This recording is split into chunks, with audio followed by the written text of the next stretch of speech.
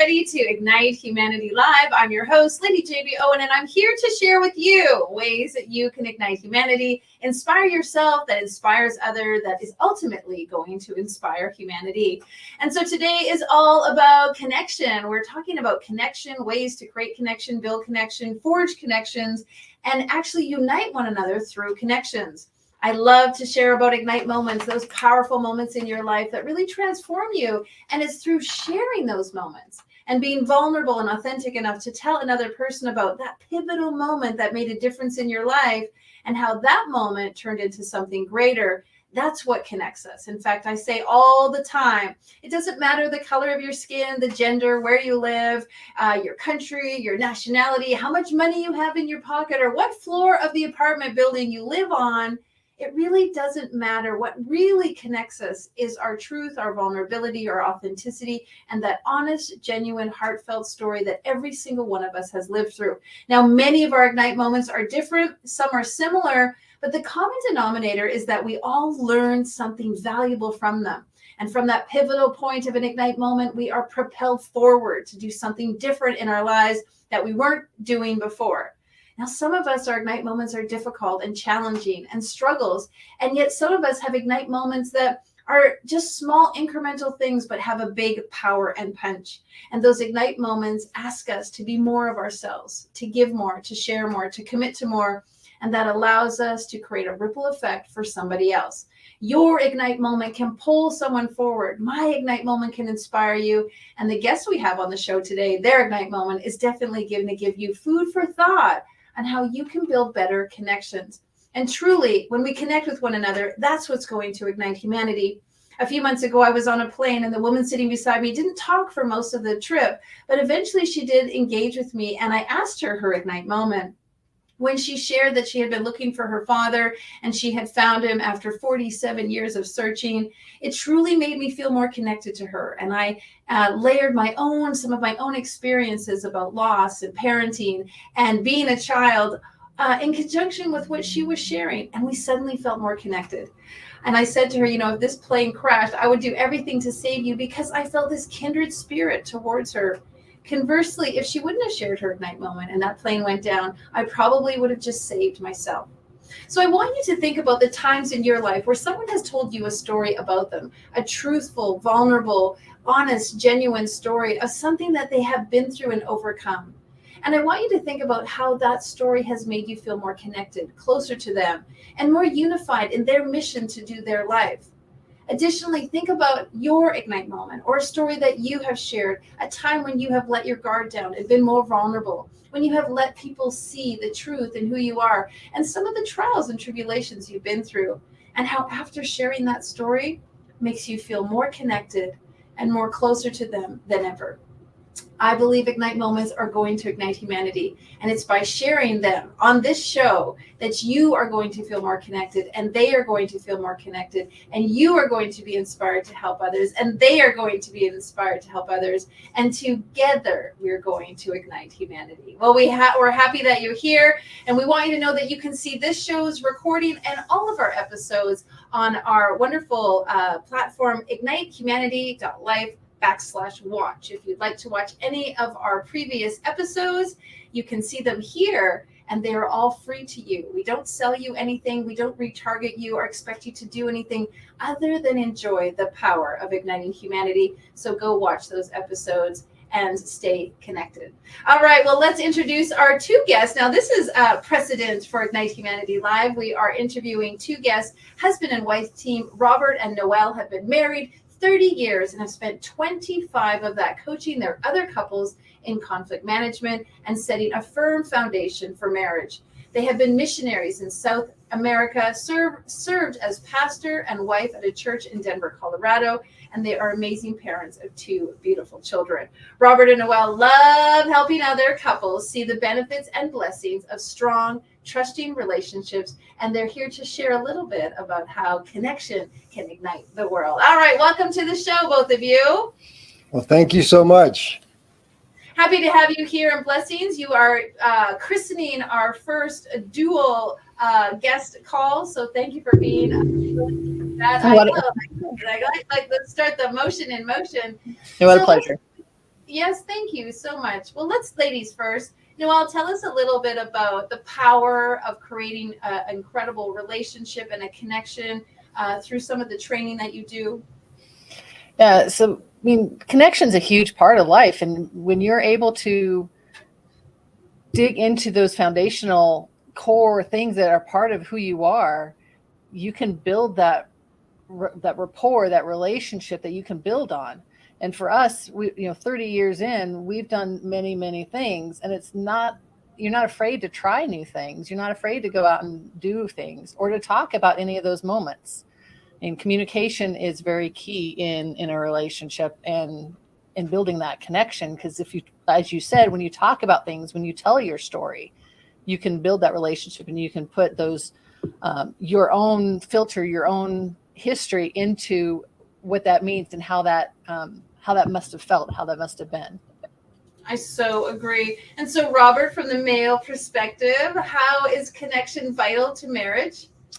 Well, I just think obviously we were each created for connection. We were created for relationships, and not just marriage relationships, but relationships with fellow men.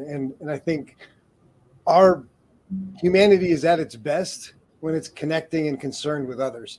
And so when we can create connections as a couple, and then when we can create connections through our lives and through other relationships, only good things can come from those connections when you're putting other people first. And like the example you shared, with the lady sitting next to you on the airplane, connections really do matter. And I think our culture and the world around us is so much selfishness and so much self-focus going on that it's refreshing to be able to create connections both in life and in business that are focused on helping others and growing others all around us without worried about the personal gain involved.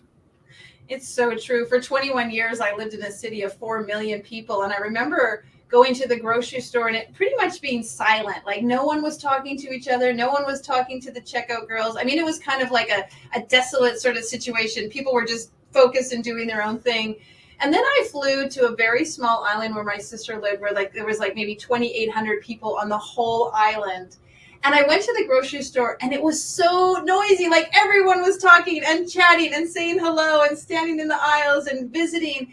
And I actually noticed how the energy was so different. Even the food tasted better when we brought it home. The whole atmosphere was enlightened because people were connecting. And I think your point is that now more than ever, we are becoming disconnected.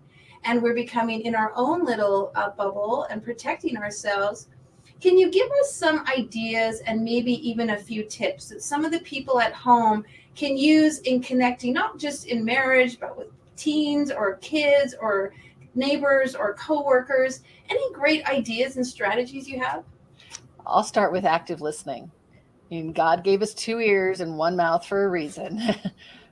If you can listen for the listening aspect and not for a reaction, not for your response, listen to what the other person's really saying so you can hear their heart and they know that you are listening, I think will make a huge difference in most relationships. And is there a pause or is there an indicator that people can do that really lets the speaker know they're listening? Ask a question. It's asking a question in response and really engaging in the story and what's being said. And the words have gone, but take it. And taking that moment to I know with my kids when they're talking, I actually really look at them straight in the eye. In fact, sometimes I get down to their level. And, from parents, we could be looking down and I sort of get down to their level. Or even with my spouse, I really just stop what I'm doing, just literally stop everything I'm doing. How many times are we listening and doing the dishes or, writing something or looking at our phone? Any ideas of other ways that we can just be really active listeners? And yeah, giving the attention. And then when they stop and they pause, they're saying this is what I heard you say, and reiterating back to them what you heard to make sure that that's what they meant to say. Yeah, very good point. Asking for clarity. Like, is this what I heard you say? Or just to clarify, I often say that, or just to recap or to clarify, or just making sure I heard you correctly. A couple of years ago, I was at an event, and the author of Men Are From Mars and Are From Venus was speaking, and he said that he would always say to the person, is there any more you want to share? And then they would share, and then he'd say, is there anything else you would like to tell me about that? And then they would share a little bit more. And he said he did it with his wife. He would literally like continue to just give her more and more prompts in case there was any more she had to say. And she would say it until she truly felt like she was being heard. And I thought that was a really great suggestion by that author. Yeah, I totally agree. And giving them the whole chance, because when you're telling something, you're just giving the overview, the high level, and you're just evaluating the other person's interaction. And if you get the ask questions and draw it out of them, they're more likely to give you the whole story and give you their full perspective and what they truly are trying to say. And it helps them process too, because they're not necessarily thinking through what they're wanting. Mm-hmm. And Robert, do you find that people sometimes like act out or be insistent or create drama because they don't feel like they're being heard? Absolutely. I mean, obviously I didn't at you or anything. I was thinking more about my kids and stuff like that. Well, we raised 2 teenagers too, and so yeah, absolutely. And we have a grandson who's 6 now, and so we get to see the acting out when you're not getting the attention that you want. And the crazy thing that I've always found is just thinking about children, and they bring home the picture from school, and they just want the attention, right? Mom, Dad, look at my picture. Look at the picture. And they want the picture put on the refrigerator. And that doesn't go away as adults. and yet now it feels silly to run home to mom and dad and say, oh, look at the business report I got today. My boss is so proud of me. Would you put it on the fridge, mom and dad? But the truth is we all want that attention. We all want that acknowledgement. And I think our culture has just created this whole technological idea of connection now that is really fake. It's so superficial, right? We've got thousands of friends on Facebook, and I get thousands of likes to the post I post about the cat licking my face, but there's no connection to any of those people. And so one of the things we missed over the last couple of years, going out to breakfast and seeing the folks that are eating breakfast at the same place every day, and being intentional about asking their names and having a conversation about them or their family. And then over the last 2 years, they've been gone, and we haven't seen them come back. And for me, it's like, wow, did something happen? Did the COVID thing get them? Or are they just not coming back because they're scared? Or are they not coming back because, they don't feel the same connections? And in those human connections of people, I think one of the simplest things is our name, right? Just using a person's name and being able to acknowledge them and remembering their name the next time that you see them. And I know so many people are saying, oh, I'm terrible at names. I can't remember names. Well, first, stop saying that about yourself. And second, say, I'm intentional about remembering names, and I want to remember people's names, and I want to connect their name and their face so that the next time I see them, they're going to be honored by the fact that I remembered their name. And then if I remember some detail about them or their family, that's connection. That makes a person feel wonderful that you remember their name, but then, oh yeah, you mentioned something about your daughter last time we talked, and how's she doing? Or, whatever event that they shared and whatever story they shared, because we want our stories to matter and we want people to remember our stories. And so when you can just attach a little bit of that story and their name and their face together in your mind, you will be a great impactor. You will impact lives in a great way, because just saying people's names will make them smile. And that's a superpower that very few people are taking advantage of. I agree. And it goes right back to what Noelle said about active listening, because when someone tells you their name and you're just like not really paying attention, then you're really not listening to them. And there's a lot of neat things that we can do to remember people's names, create an anchor. When you meet somebody and they tell you their name, my massage therapist, her name is Monica. And of course, I'm like, oh, Monica, we all know the famous Monica. And so I'm like, okay, I'll just remember her name. Or one of the gentlemen who parks the car, like his name is Phil and my dad's name is Phil. And so putting associations with people's names really help. When someone has a very unique name, I always ask them how to spell it. And then I spell it in the air so that I remember the letters, and it helps me remember people's names. So really making a conscious choice to remember people's names is so, so important. I absolutely agree with you. Well, and just use it 3 times. Like the things, you can use it 3 times in that first minute. You know, say their name back to them, ask them to spell it, and then tie their name to something cute about them. Those 3 things in the first minute, it's going to work. Trust me. That's pretty powerful memory stuff right there.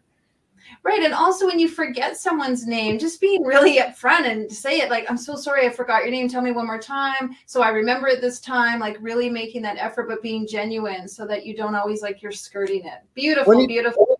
Yeah. And you don't have to feel bad about it because everybody forgets names. They talk about it all the time. They'll be like, oh yeah, my name's this. And then you'd be like, oh yeah, I know it. Now I got it. And yeah. And when you're especially as we get older, you're a friend, you know, when you're honest and genuine, you say, I forgot your name. It shows people how honest and genuine you are. Behavior is how you behave, and do one thing is how you do everything. And I think what you guys are sharing is exemplary of that. Tell us a little bit about some thing that sort of sparked the reason why you do what you do. Why is your mission so compelling to you, and why is helping other relationships so important? What was the thing that sparked all of that in the two of you? So we've done lots of things, and we've been around the world. We raised our kids overseas. But 18 months ago, I ended up in ICU after having an open heart surgery and tubes coming out of all orifices and pokes and everything going everywhere. And not something you want your daughter or husband to have to see. But I had gone from healthy to an aortic dissection, which is 40% fatal normally. And after 6 months of recovery, the realization that both of us had that we need to take advantage of every moment and every day and live life to its fullest. And I went back to work and evaluated that I wasn't doing what I was set here to do. And so I left my job last year to help Robert support and encourage entrepreneurs and couples across the globe to be the best that they're supposed to be and live life that they're supposed to live, and not take advantage of the time we have. We're here for a limited time. We don't know how many days we have left. You know, I want to ask you about that, and I'm so glad you're healthy now. But a lot of people, maybe listeners who have been in situations where their health has been compromised, have chosen a different path where they feel victimized, or they feel like they can't do it, or they sort of go down the slippery slope of getting even worse. What was the thing that made you decide that you were going to reevaluate your life and do something to help others? So I loved the job. I love the people I worked with.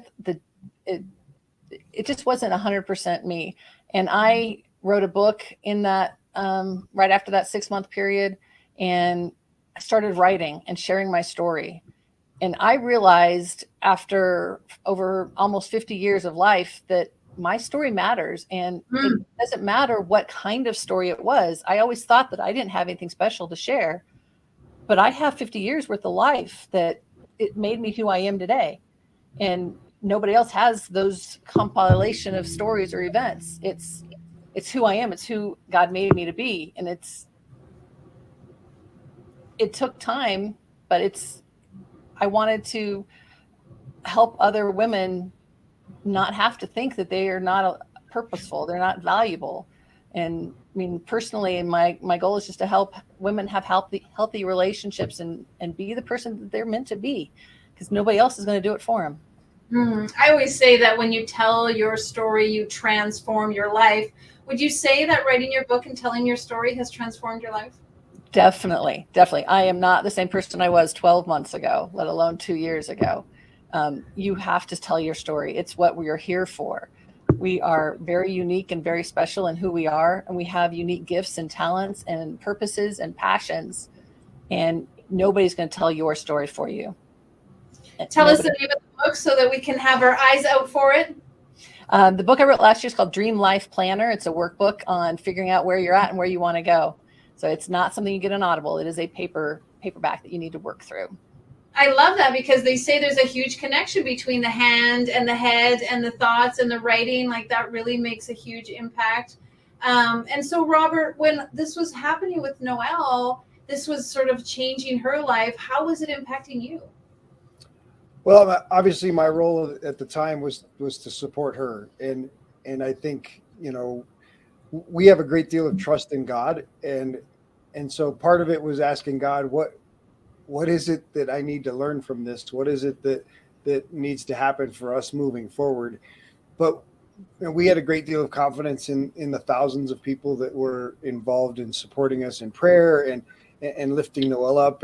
And we did have a very positive spirit and had a positive expectation, for a positive outcome, which I think really does play a role in having, been in this entrepreneurial space and wellness space enough to see the impact of your mindset on healing and the impact of your expectations on outcomes is so important. And so I think, even our close friends, our close chaplain friends were surprised by my positive spirit. First of all, when it happened and I called both our kids, and my son lives in another state, and he said, "Do I need to come home?" And I said, "No, I think everything will be fine." She's in the best place to get the repair done, right there. It's not like we're trying to fix her in the garage and we need some extra hands. She was in the best hospital in Denver, and lots of different things that happened that the best doctors were available to perform the procedure. And so all of the right things were happening, and it was completely outside of my control other than being able to pray, which is super powerful, but yet, sometimes doesn't feel like, I'm getting my hands in solving this and fixing it. And so really it was a lesson in surrender. And also your connection to faith. Let's talk a little bit about that, because, faith is not just religion. Faith is belief. It's understanding. It's connecting to something bigger than yourself. Can you speak a little bit about that? Because I think a lot of us need to be more connected to our belief systems, to believing in something bigger than ourselves, and having that connection to faith was really obviously super important during that time. For me, it was signing the document to go into surgery was just like another piece of paper, like a mortgage document. I knew that I would come through the surgery. I had no doubts. I mean, he's called it a near-death experience. And for me, I just don't feel it, because to me, it was just another surgery, because I've had a few. So your faith was that high that you just knew everything was going to be okay. Yeah. And for you, Robert? Yeah, I mean, I think similar. It's certainly, I had the first night, God and I had a conversation that was a little more aggressive, but it was that moment of, I don't want to live without her, and so I really need to understand what's happening in this situation. But then it was also, do what you can do, and for me, it was a stark reminder of not taking another day for granted, and doing everything I can do each day to serve other people is just too important, to be wasted. And so it was a reminder that, keep doing what we're doing, but do it with more intensity. Amen to that. Amen. Well, I'd love a little bit of ideas from the two of you on ways that our folks at home can build connections. Any suggestions that you have for them on what they can do right after this call to create more connection in their life that will in turn ignite others? I think that the first thing is be willing to talk to people and ask their names. Like, when we go to breakfast and there's a group of folks, that are typically always there, and, you can ignore them and you can have your breakfast, or you can have a conversation and get to know, the person's name, get to know a little bit about them.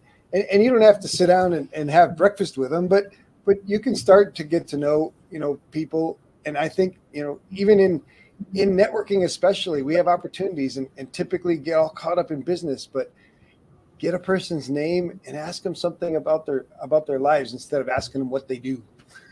And take the Isn't time. it true? Yeah, great suggestion. Go ahead. Yeah, take time to get to know people. So even in networking, you're asking them about them, not about their job, not about their role. And if that's too overwhelming and that's not who you are yet, ask the person at the grocery store. They have name tags on. You could just say, thank you, Joe, or it was great to see you today, Joe, and just interact with them a little bit. Take baby steps. And you can ask questions on, how's the weather at your house today? Something simple that everybody's going to be okay with answering. Don't feel afraid to ask questions. Be curious. What a great suggestion. Well, we have a ways for people to reach out. We're going to put that up on the screen so they can find Robert and Noelle Patterson and find out a little bit what they're doing at addvaluetolife.com, learning about relationships, about entrepreneurial coaching. Thank you so much for being on the show. Obviously, it's evident that the two of you have a great connection and beautiful communications, and you're an inspiration to all of us. So thank you so much. Well, thank you, Lady JB. It was a pleasure being here.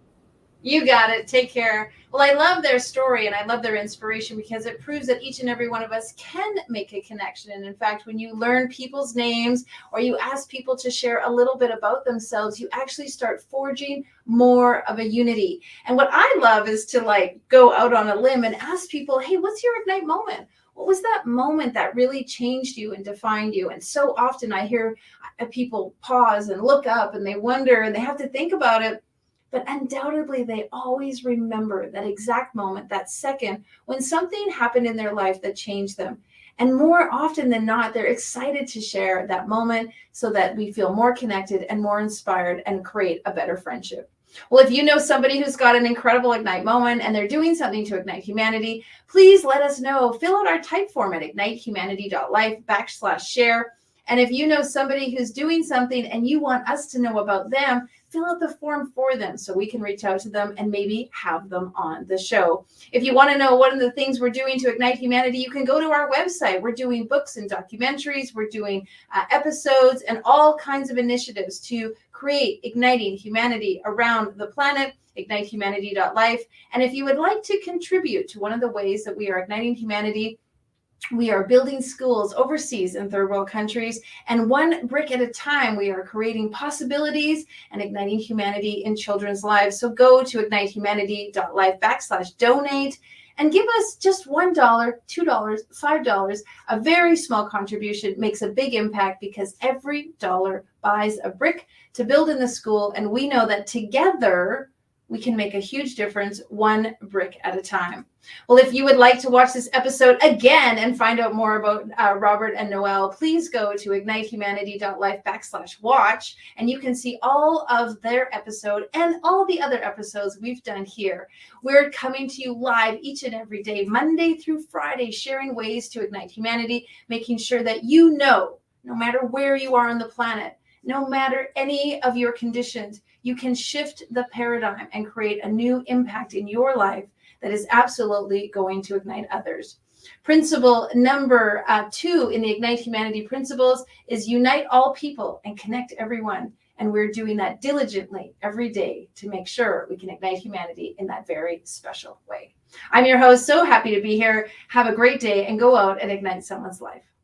Now, more than ever, we need to come together to connect with one another.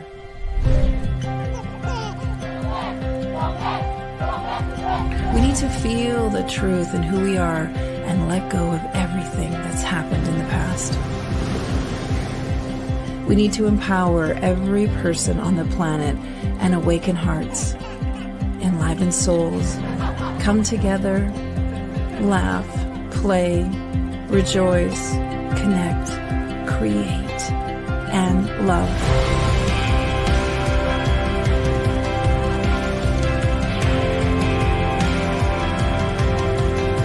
It's time to ignite humanity. We want you to be a part of something that will impact the future for everyone. We want you to tell your story, share your Ignite moment, show people who you truly are. Be a part of igniting humanity and making a difference in the world and all of our futures.